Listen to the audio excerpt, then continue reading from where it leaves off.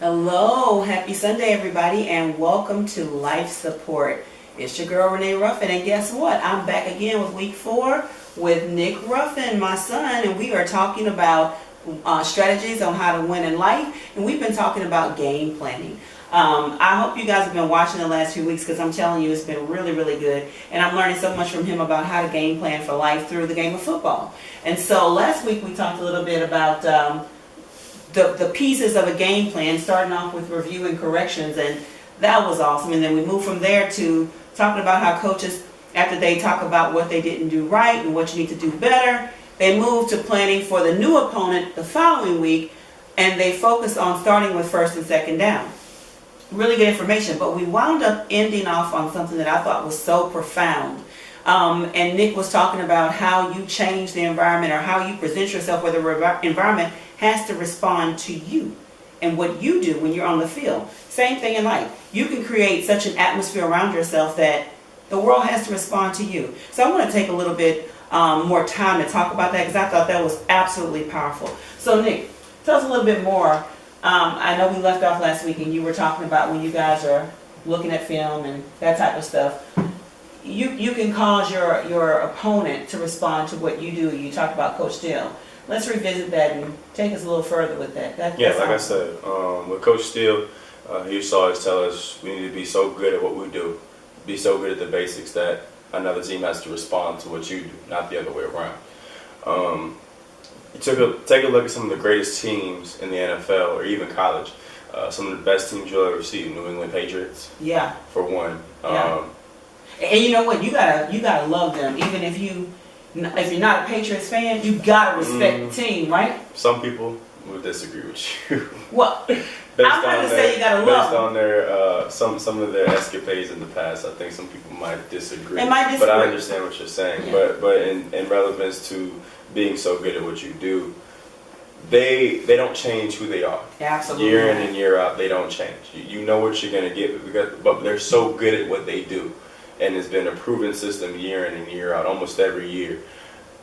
It's almost uncommon for you to ever see them on their heels against a team. Every team that you see them play, they react and adjust to what Tom Brady and the New England Patriots are able to do. That's powerful, man. I mean, how do you think they make that happen? Because that definitely ties into your statement. Okay. You work at it. It's like I said, I think a couple of weeks before. Hard work beats talent when talent refuses to work hard. You become so good through your hard work. Some of the greatest players in life, I think Jerry Rice was not the most talented man in the world. He ran a 4.6 40 at a combine. And anybody who's ever stepped on the football field will tell you, when you run a 40-yard dash at the wide receiver position, pretty much 4.4 and below is the only acceptable thing. So to become a Hall of Fame wide receiver, running a 4.6 40, it speaks volumes and a testament to how hard he actually worked. He became so good at everything else, so meticulous in the way he approached the game, his preparation, the way he watched film, how he saw things, how he caught the ball, how he ran his routes, that everybody else had to adjust to him. And you can game plan for him. You can't game plan for him because he's so far past what a game plan can do for you, that you can game plan as much as you want to. You still have to adjust to it. So, when people are very successful in life, let's talk about coaches. So, what are some of the? You just talked about Bill Belichick. I think he speaks for himself. What are name some other coaches that you think folks just can't seem to game plan for? In his prime, Phil Jackson. I mean, the way he did with the Lakers speaks for himself. Yeah. That is one of the all-time greats. Even now, Andy Reid with the Kansas City Chiefs, he's an incredible coach. The coach that used to be Coach Tomlinson for the Pittsburgh Steelers, he's an incredible coach in his own right. Yeah. And even the coach that came before him, his name escapes me, but the coach that came before him, then you go to on the West Coast, you got the old ball coach with the San Francisco 49ers. You have Steve Spurrier with who used to coach for South Carolina. That gave him the nickname the old ball coach. That's you got Paul Bear Bryant. You got coaches all across that span from various different time spans that have proven time and time again that if you become so good at what you do, even just the basics, whether it's 3, 4, 5, 6 plays, and you become so good, so proficient at these plays that no one can stop you. So you mean you don't have to do a whole lot to be good? You just perfect yourself? You perfect what you know you're good at.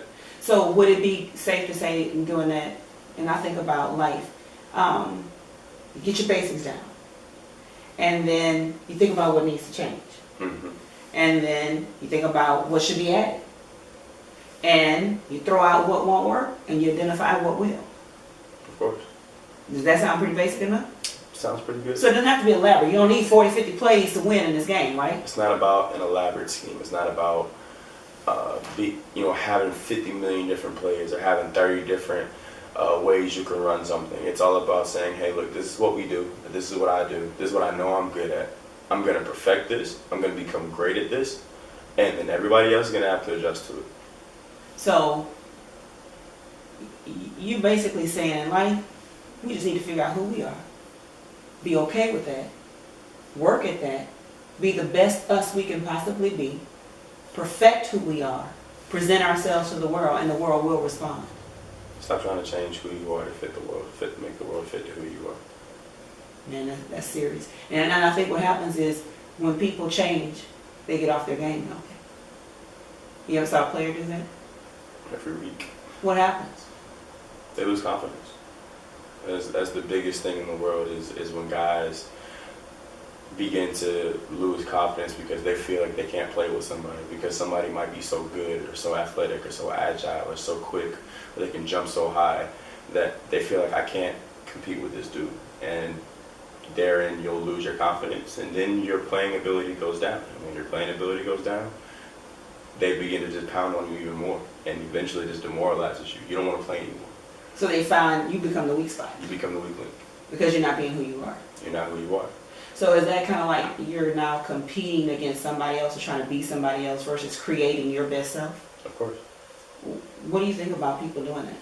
Creating, competing and trying to be somebody else versus being okay with who they really are. That's a symbol of weakness and uncertainty in your own personal life.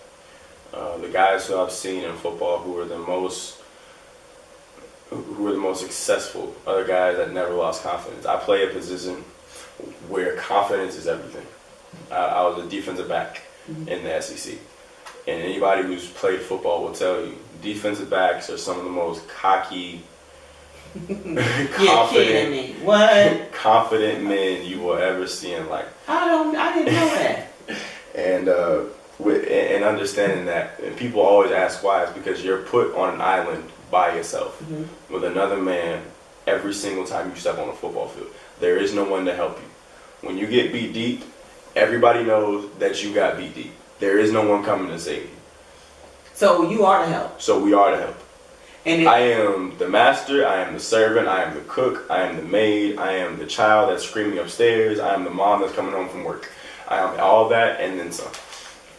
So you've been beat deep. You've been beat deep. What happens? What do you do?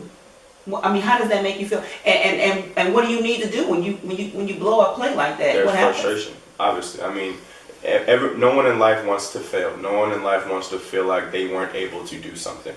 And knowing that, you have to understand that, especially as defensive backs, we have what's called a quick memory. Okay. It's annoying. Yeah, you're frustrated. But when you get to the sidelines, typically speaking, on a legitimate team like Auburn, there'll be teammates that'll grab it and say, hey, man, it's all good. We got it. We're going to get it back. X, Y, Z, blase, blase. But in your own mind, you have to make up, like, it's not going to happen again. I gave you one. That was your one. I was being nice. I was in a good mood today. I was being real generous. That's the only one you get. The rest of the game, every ball that comes this way is mine. So basically you're saying you got to move on to the next play. It's called moving on to the next play. Quick memory. What happens if you don't? They keep beating over and over and over again. It never stops. So you tell me when you fail, you got to learn how to pick yourself up and keep moving. Keep quickly. Can't stay there too long. You can't stay there too long. That's deep, man. I think I'm a DB. think I know. I mean, I've been beat deep a few times, but I know how to keep moving. Yeah, I mean, everybody has their own way they handle things. I don't know what you're trying to say. I don't know if that's a compliment or what, but you know what? I changed the atmosphere, so I'm not about to let you change me, because I just learned what that means. So guess what? I'm moving on to the next play. With that being said, can you come back for one more show and wrap this thing up for me? 5? 5. That's number grace, man. Well, Show me a little grace. One more time.